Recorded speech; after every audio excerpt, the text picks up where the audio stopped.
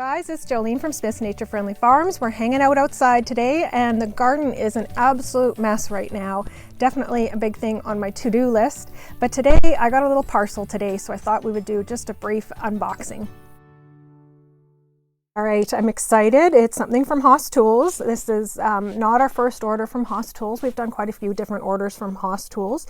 And I will just caveat that I have actually opened the box already.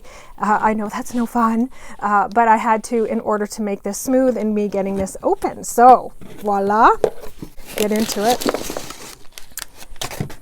Ooh, ooh, ooh. All right, so we have some red Creole onions. We actually grew these, actually both of these last year. So this is a Savannah sweet onion. I get onion seeds typically every year because onion seeds don't have the same shelf life as rest of the seeds. However, that being said, I'm actually growing some seeds from last year and they germinated super well. So these guys are just getting their start and eventually get moved into the garden. But these guys were to refresh my stock. I didn't have any red. I grew a ton of red last year. For those of you that have seen my fridge pickled red onion recipe, I eat a ton of red onions. So I really enjoy growing red onions. So these are great. Excited about these guys. And I've grown them, like I said, in the past. So they've had great success and they came from HOSS Tools in the past as well.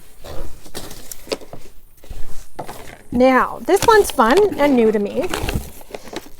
This is elephant garlic. Now, elephant garlic's not a true garlic. It's actually a leek. It's supposed to be milder. I've never had elephant garlic, nor have I grown it.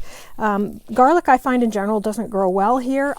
In my experience, I mean, there might be people that are having huge success with it. It might be a grower issue, but I haven't had great success with it here. In Canada, I grew amazing garlic, the best garlic. You don't even need to buy garlic because it grows so well. So I'm not sure what the difference is. I do think the varieties and the weather make a big difference because it seems to prefer cooler temperatures. But nonetheless, we are going to try elephant garlic this year to see if it's better suited to this climate or if I'm a better grower with it. There's two big bulbs here.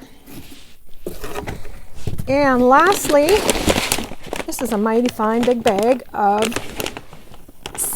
legume seeds. This is hairy vetch. This is actually for cover crops. So I did this last year. I planted a cover crop throughout my entire no-till garden, and I planted hairy vetch and a daikon radish. The daikon radish I wasn't overly impressed with, and after quite a bit of research, I found that it didn't give the garden the boost, or the research says it doesn't give the garden the boost that you think it actually does. So I've dropped it this year and just gone with the hairy vetch. I like the hairy vetch because it hasn't become invasive in the year. Like once I got rid of it, it was just super fine and easy to get rid of.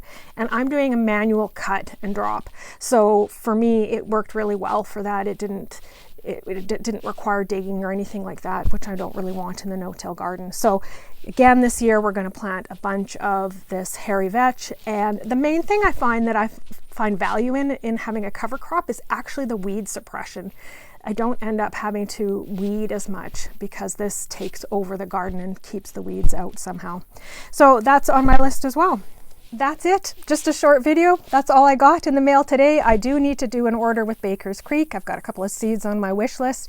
I've got a couple that I'm planning for next season that are going to be fun and weird to grow. I love doing the unique planting, so we'll have a couple of those for next year. If there's anything that you think should be on my list for next year, put it in the comments down below and I'll look for the seeds now. Awesome, you guys. Hope you're happy gardening. Be friendly. Be kind.